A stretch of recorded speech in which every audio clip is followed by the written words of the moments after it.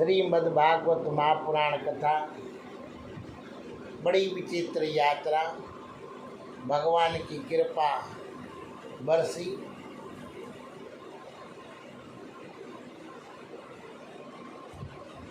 हमारी श्रीमद्भागवत की यात्रा तो 980 किलोमीटर है और जिसमें कम से कम 49 घंटे और ज़्यादा से ज़्यादा 108 घंटे में ये यात्रा पूरी होती है। तो भगवान आज इस यात्रा के 12वां पड़ाव, 12वां जंक्शन द्वादश के अंदर चल रहे हैं और द्वादश जंक्शन के बीच में 10वां गांव पड़ाव ले रहे हैं और 957 किलोमीटर की यात्रा पूर्ण हो चुकी है। बड़ी प्रभु की कृपा होती है। 9, 5, 14,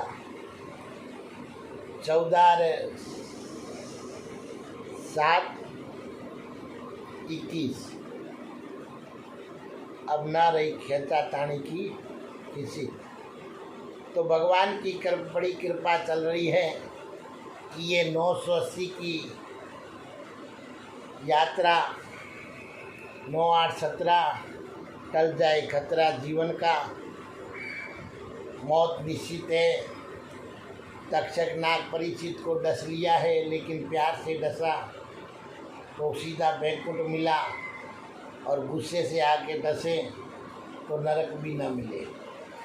तो इसलिए भागवत की कथा में 10वें गांव में पहुंच चुके हैं और कल मार्कंडे की भगवान से दर्शन कृपा हुई और आज भगवान शंकर से मार्कंडे जी को वरदान। बोलिए मार्कंडे भगवान की जय। मार्कंडे जी को भगवान शंकर का वरदान। द्वादश स्कंद श्रीमद्भागवत महापुराण परम यात्रा। सूत जी कहते हैं, सोनकादिक ऋषियों, मार्कंडे मुनि इस प्रकार नारायण निमित्त योग माया वैभव का अनुभव किया।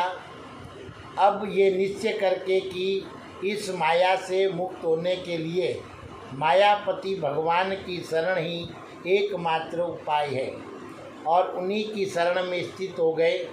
मार्कंडे जी ने मन ही मन कहा, प्रभु आपकी माया वास्ते में प्रतीति मात्र होने पर भी सत्य ज्ञान के समान प्रकाशित होती है और बड़े बड़े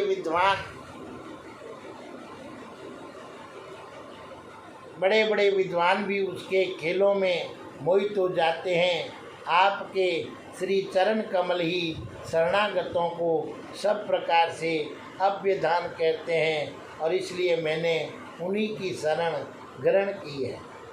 सुत जी कहते हैं, मार्कंडे जी इस प्रकार शरणागति की भावना में तन्मय हो गए और उसी समय भगवान शंकर भगवती पार्वती जी के साथ नंदी पर सवार होकर आकाश मार्ग से विचरण करते हुए उधर आ निकले और मार्कंडे जी को उसी अवस्था में देखा और उनके साथ बहुत से गण भी थे।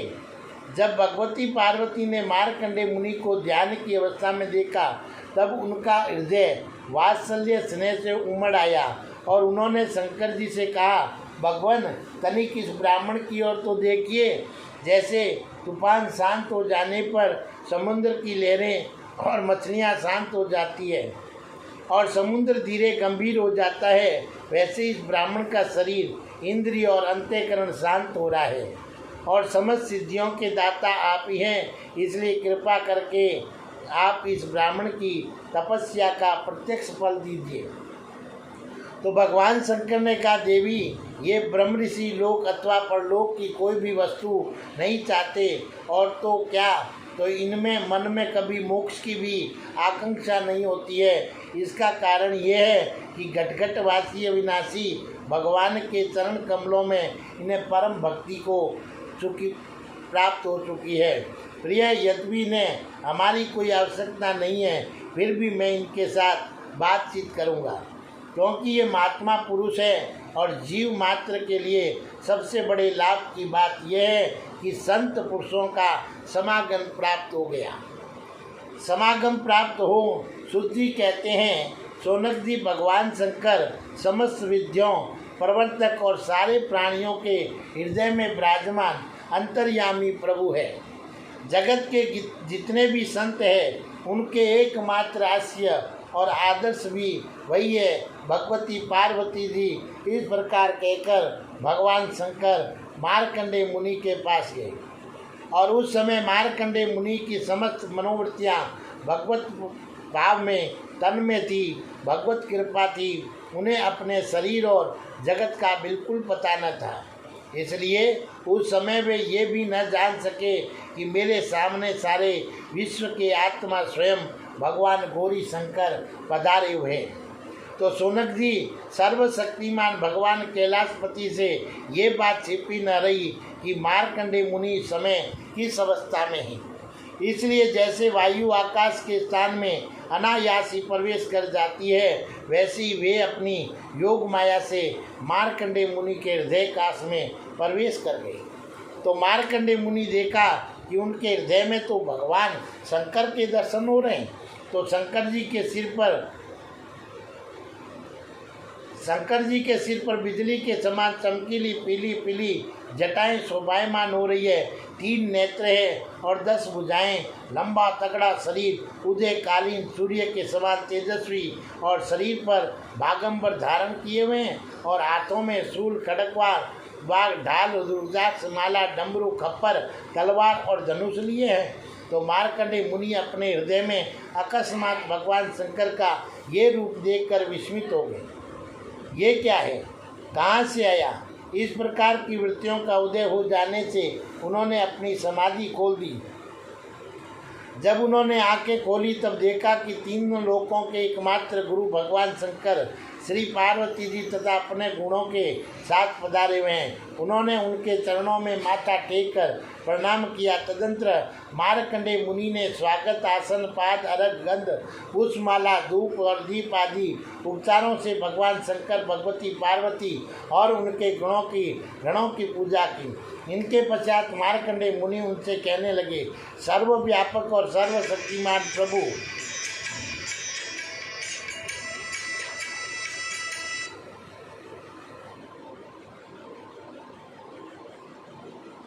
हेलो, जय सीताराम। हाँ, और बढ़िया। कहाँ पर हो?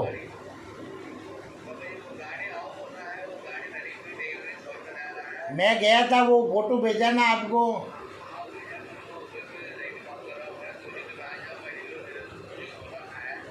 हाँ है, अच्छा। हाँ हाँ, सुबह सुबह करता हूँ मैं। हाँ हाँ, घंटे 2 घंटे करता हूँ, 2-3 घंटे सुबह सुबह करता हूँ। हाँ, आप फ़ोन करना मेरे को, मैं कैसे रास्ता निकालूंगा। हाँ ठीक, जय सीताराम।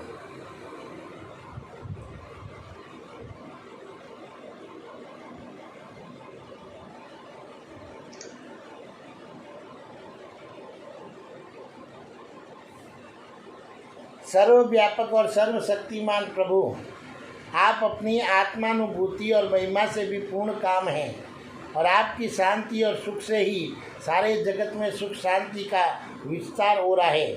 ऐसी अवस्था में आपकी क्या सेवा करूं? मैं आपके त्रिगुणातीत सदाशिव स्वरूप को और सत्वगुण से युक्त शांत स्वरूप को नमस्कार करता हूं। मैं आपके रजोगुण युक्त सर्व प्रवर्तक स्वरूप एवं तमोगुण युक्त और अगुण स्वरूप को नमस्कार करता हूं। सुत जी कहते हैं कि शौनक जी, जब मार्कंडेय मुनि ने संतों के परम आश्रय देवादिदेव भगवान शंकर की इस प्रकार स्तुति की तब वे उन पर अत्यंत संतुष्ट हुए और बड़े प्रसन्न चित्त से हंसते हुए कहने लगे। भगवान शंकर ने कहा, मार्कंडेय जी, ब्रह्मा, विष्णु तथा मैं, हम तीनों ही वरदातों के स्वामी हैं। हम लोगों का दर्शन कभी व्यर्थ नहीं जाता। हम लोगों से ही मरणशील मनुष्य भी अमृतत्व की प्राप्ति कर लेता है। इसलिए तुम्हारी जो इच्छा हो वही वर मुझसे मांग लो। और ब्राह्मण स्वभाव से ही परोपकारी, शांतचित्त एवं अनासक्त होते हैं। वे किसी के साथ वैर भाव नहीं रखते और समदर्शी होने पर भी प्राणियों का कष्ट देखकर और उसके निवारण के लिए पूरे हृदय से जुट जाते हैं। उनकी सबसे बड़ी विशेषता तो यह होती है कि वे हमारे अनन्य प्रेमी एवं भक्त होते हैं। सारे लोक और लोकपाल ऐसे ब्राह्मणों की वंदना, पूजा और उपासना किया करते हैं। केवल वही क्यों, मैं भगवान ब्रह्मा तथा स्वयं साक्षात ईश्वर विष्णु भी उनकी सेवा में संलग्न रहते हैं। ऐसे शांत महापुरुष मुझ में, विष्णु भगवान में, ब्रह्मा में, अपने में और सब जीवों में अणु मात्र भी भेद नहीं देखते।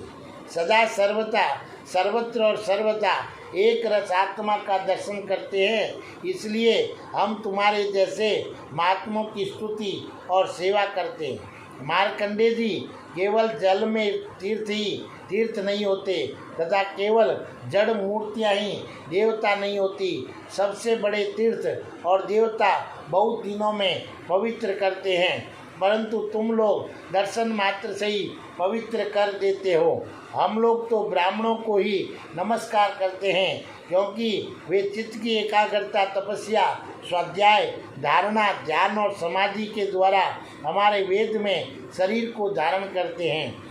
मार्कंडेय जी, बड़े बड़े महापापी और अत्यंत भी तुम्हारे जैसे महापुरुषों के चरित्र, स्वर्ण और दर्शन से ही शुद्ध हो जाते हैं। फिर वे तुम लोगों के संभाषण और सेवा आदि से शुद्ध हो जाए, और इसमें तो कहना ही क्या है। शुद्धि कहते हैं सोनक जी, ऋषियों चंद्रभूषण भगवान शंकर की एक एक बात धर्म के गुप्त में रहस्य से परिपूर्ण थी और उसके एक एक अक्षर में अमृत का समुद्र भरा हुआ था।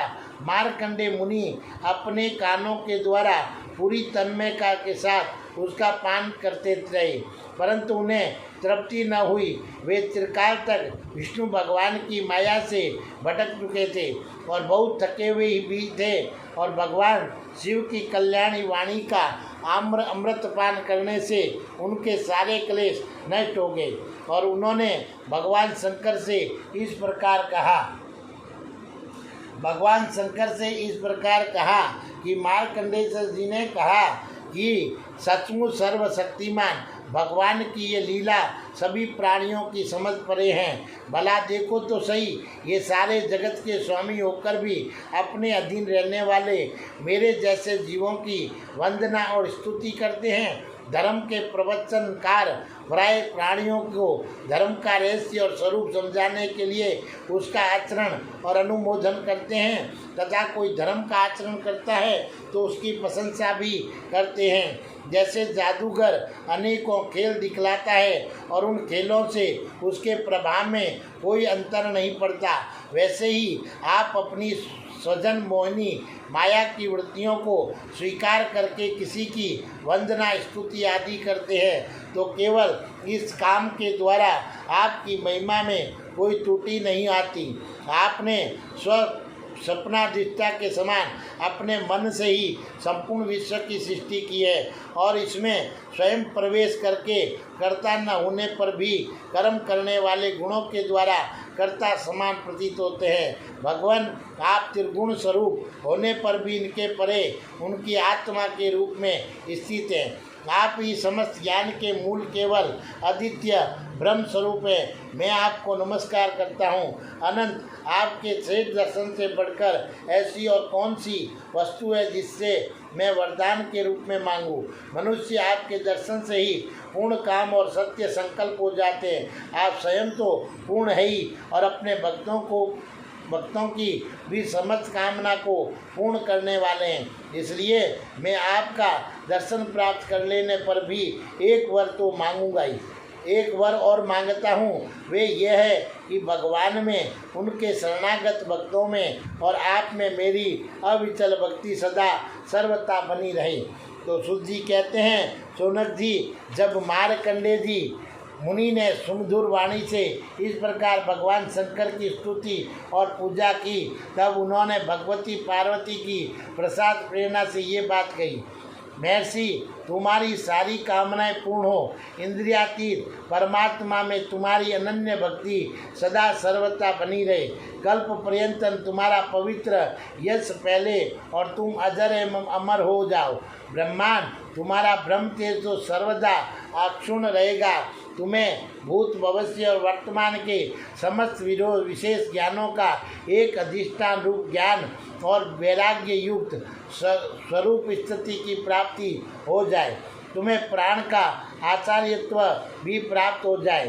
सूत जी कहते हैं कि शौनक जी, इस प्रकार त्रिलोचन भगवान शंकर मार्कंडेय मुनि को वर देकर भगवती पार्वती से मार्कंडेय मुनि की तपस्या और उनके प्रलय संबंधित अनुभव का वर्णन करते हुए वहाँ से चले गए और भृगुवंश शिरोमणि मार्कंडेय मुनि को उनके महायोग का परम फल प्राप्त हो गया।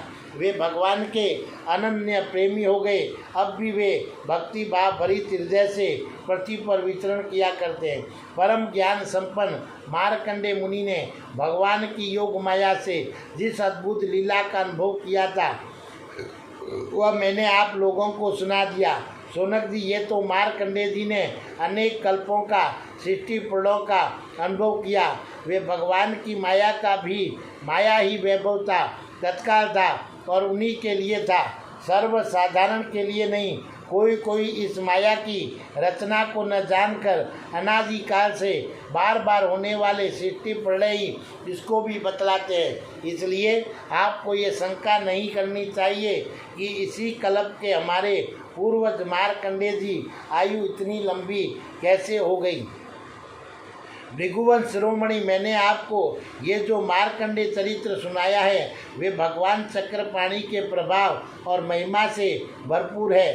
जो इसका श्रवण एवं कीर्तन करते हैं, वे दोनों ही कर्म वासनाओं के कारण प्राप्त होने वाले आवागमन के चक्कर से सर्वदा के लिए छूट जाते हैं। बोलिए श्री मार्कंडेय भगवान की जय।